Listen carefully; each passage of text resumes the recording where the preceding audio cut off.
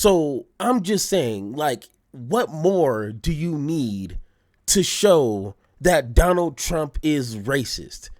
And I've been getting a lot of comments, especially like even, back in 2023 when I was saying Donald Trump is racist. And then a lot of people who were defending Trump were asking me, like, where's the proof? Even though I will show them historical proof of some crazy things that he done said probably that week or that month. He is just like, it's not even a secret anymore.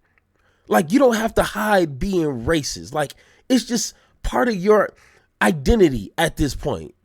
You know what I'm saying? If you're a Republican and you like strawberries, you're pro guns, and you're racist. Like, that's things you put on your resume nowadays. And people will relate to that. So it's not a secret anymore. And especially with the story that we're going to talk about, Donald Trump allowing a few dozen Afrikaners from African wealthy individuals, those who have plenty, who weren't, didn't have their kids kidnapped and killed, or no property burnt down and chased out of their towns or whatever. No, just brought them in to America. But let me remind you, this is the same president for the past 4 years has been saying immigrants are poisoning the blood of this country. Immigrants are the ones who are responsible for all these crimes. Immigrants are the ones taking all the good jobs. These immigrants are the ones that's doing everything from A to Z. Immigrants, and immigrants. But after sending U.S. citizens, deporting them, deporting them, completely closing out the asylum seeking process, allowing no immigrants into the country, even the ones that had already filed, did all the things from A to Z that they're supposed to do to become American citizens, they have been denied. Even immigrants from Gaza and Ukraine, back. They're being sent back. But Trump wants to bring them over here. And let me just give you a little bit more clarification, because that's what we do on this channel. In Gaza, over 50,000 people, majority of them are kids and women, have been killed since 2023 in Ukraine. Over 20,000 individuals, kids, women, men have been killed, not soldiers. These are just civilians. But I don't hear Trump saying, these poor people, they need to come here because they're being killed in a war, in literally a time of war. But no, not of course.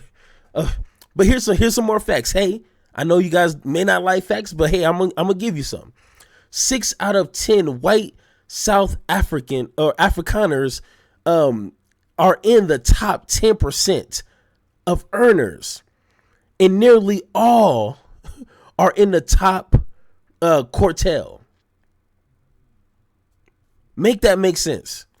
Where is the dire need to bring them into America? As of 2017, white South Afrikaners owned approximately 72% of the nation's private farmland, despite being the minority. How does that make sense? How does the minority own around 70% of private land? Hey, I don't know what's going on here. Where's the persecution at? White South Afrikaners earn nearly 3 times more than black South Africans on average. But leave this to Donald Trump and Elon Musk. And I believe Elon Musk is playing a part in this because he paid Donald Trump. He got Donald Trump into the presidency. Almost cost him what? A little what? $250 million. And this is the problem with money in politics. Because even if Trump doesn't want immigrants from anywhere coming into America, he owes Elon Musk something. Well, at this point, everything. So I can just imagine Elon Musk telling Trump, hey, it's time to pay. Like I told you, I want these individuals, these white Afrikaners, to come to America on the best plane. And better yet, they're going to get free housing. They're going to get food. They're going to get job placement. Everything that all these racist Republicans have been crying about other immigrants, these immigrants are going to get that. But of course, nothing makes sense anymore. That's why I hate politics, because nothing makes sense. It doesn't need to make sense. It just needs to make money. There you go. You may recall that on the day he was sworn in, President Trump signed an executive order, effectively stopping any refugees from being allowed to come and resettle in the United States. Now, there's an act passed by Congress called the Refugee Act, which allows for as many as 125,000 refugees in this fiscal year, people who can prove they're being persecuted or fear persecution because of race or religion or political beliefs. And nowhere near that number has been allowed in by the time Mr. Trump took office and shut it all down. But just a few weeks later, President Trump announced that he was making an exception. And not only that, he would expedite the processing of refugee claims by one group of people from Africa. Now, you might think it's some women and children who've been maybe sexually assaulted in the conflict in the Eastern Democratic Republic of Congo, a place that's seen fighting for decades.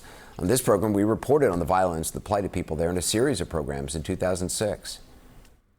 What has gone on here is simply extraordinary. Over the last 10 years here, there has been major fighting between a number of different groups. It has been the deadliest war in our lifetime, the deadliest war since World War II. Some 3 to 4 million people have died in this country, and their deaths have virtually gone unnoticed. And there's a whole new round of fighting that's been going on in eastern Congo between the government and an armed group called M23. Thousands have died, hundreds of thousands displaced, and widespread reports of sexual violence against women. But President Trump hasn't allowed refugees from there here, nor from Sudan, where there's been terrible fighting. The only Africans President Trump has paved a quick path for are these South Africans. And yes, they are white. They are Afrikaners, descendants of Dutch settlers to South Africa. This is the first group of people granted refugee status to enter the U.S. since the president entered his second term. Man, once again, hey, I wish I could zoom in on here, but it doesn't seem like, I mean, I seen lots of pictures. I done seen a lot of refugees coming into America for the first time. I mean, when you're doing this kind of work, you're going to see a lot of things like that. They look really happy. And once again, I don't know their personal life. Maybe something has happened. I don't know. According to the statistics, it seems like they've been living a pretty good life. But let's just say that is true. Welcome in. We got the room. We got the money. Welcome in. You know, but it's weird how Republicans, Donald Trump himself, doesn't have the same empathy for non-white immigrants. And I mean, that's plain racism. It doesn't get any more plain than that. You don't want no immigrants except these ones. Okay, got you. On February 7th, President Trump signed this executive order carving out an exception for the Afrikaners, the white minority who created the racist apartheid regime in South Africa and ruled there cruelly and brutally until 1994, when black South Africans, the overwhelming majority of South Africans, were allowed to vote for the first time, and they voted for that man, Nelson Mandela. Afrikaners took land from black people in South Africa, repressed them, and in the 3 decades since the end of apartheid, they still have all the land they took. Black South Africans, who make up over 80% of the population, still only own around 4% of private land. Now, President Trump was asked why these Afrikaners were allowed to enter the U.S. Why are you creating an expedited path into the country for the Connors but not others? Because they're being killed, and we don't want to see people be killed. It's a and they kind of started this segment here, like right when the young man asked the question to Trump. But before that, maybe like 15 seconds before, he laid out a really good question. He prefaced his question with, "Hey, there's kids, women, children dying in I forget the places, but he named out like, hey, these other places, individuals are running for their lives during times of war, gang violence, the lack of resources, food, everything. But why are you doing this something special for these white folks?" And then Trump answers, because it's a genocide, because people are dying. Hey, people are dying everywhere. Wow, man. Because they're being killed, and we don't want to see people be killed. It's a genocide that's taking place that you people don't want to write about, but it's a terrible thing that's taking place, and farmers are being killed.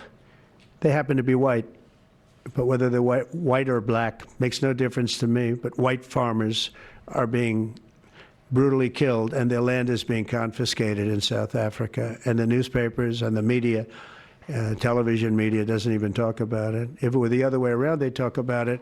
That would be the only story they'd talk about. And I don't care who they are. I don't care about their race, their color. I don't care about their height, their weight. I don't care about anything. I just know that what's happening is terrible. I have people that live in South.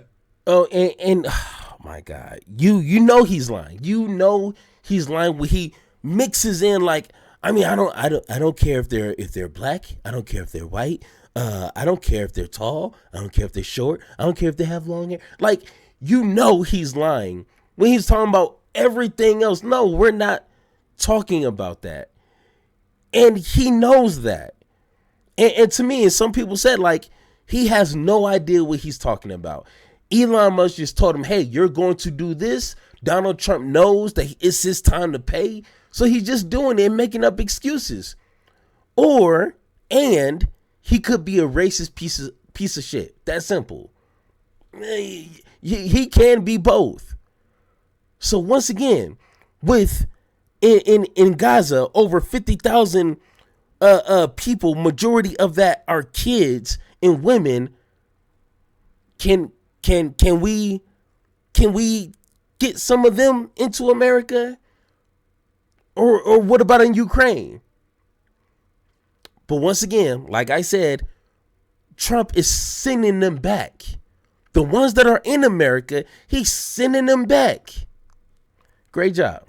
South Africa, they say it's a terrible situation taking place. So we've essentially extended citizenship to those people to escape from that violence and come here.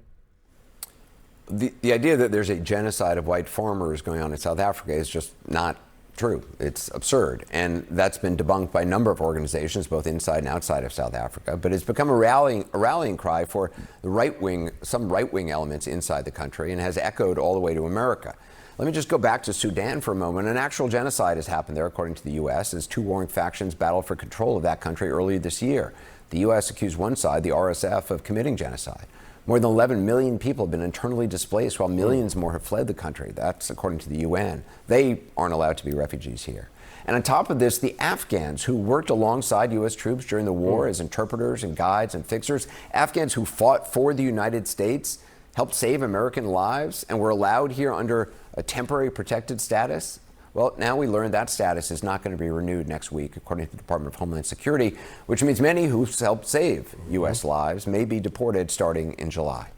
Joining us now is New York Times columnist Nicholas Kristof.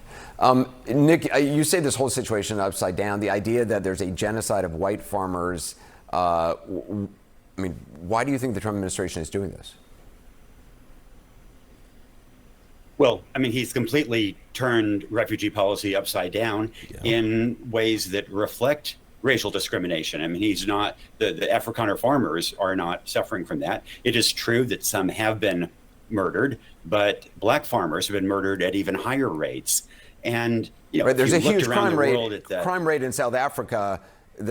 Crime is a huge problem, but according to organizations there's been no forcible taking back of confiscation of land. Man, just look at all those people right there. Once again, I have no problem with people coming into America. Like I said, America has plenty of room and plenty of money. They just don't want to give it to folks. But on paper, there is plenty of space and opportunity. But the problem is the Republican Party built their platform on demonizing and scapegoating immigrants, as immigrants are the problem. Immigrants are the ones just destroying America. As he said, which he took from Hitler, poisoning the blood of this nation. He built his platform on that. But now we got this. It's not ever up for debate anymore. Donald Trump is a piece of shit racist. That's it.